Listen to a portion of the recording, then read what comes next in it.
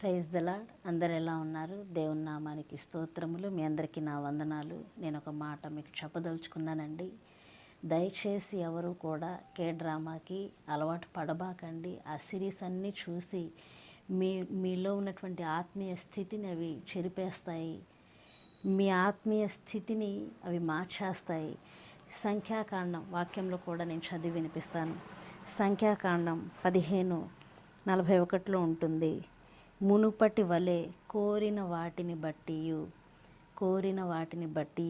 చూచిన వాటిని బట్టియు వ్యభిచరింపక. యవనస్తులకందరికీ కూడా నేను జ్ఞాపకం చేస్తున్నాను.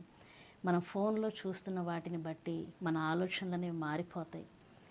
మన ఆలోచన విధానం మారిపోతుంది. అందుకే ప్రతి విషయంలో నువ్వేం చూస్తున్నావో జాగ్రత్తగా నువ్వు ఆలోచించుకోవాలి.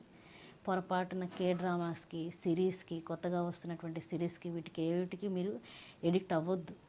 వాటికి ఎంత దూరంగా ఉంటే అంత మంచిది. ఎందుకంటే నీ ఆత్మీయ స్థితి దేవుని ఎదుట నువ్వు ఎంతైనా కాపాడుకోవాల్సిన పరిస్థితి నీకుంది. కాబట్టి దేవునికి నువ్వు సమాధానం చెప్పుకోవాలి. నీ ఆత్మీయ స్థితిని బట్టి నువ్వు సమాధానం చెప్పుకోవాలి. నీ పరిశుద్ధతను నువ్వు కాపాడుకోవాలి. అందుకే ఈ విషయంలో దయచేసి ఆలోచించండి.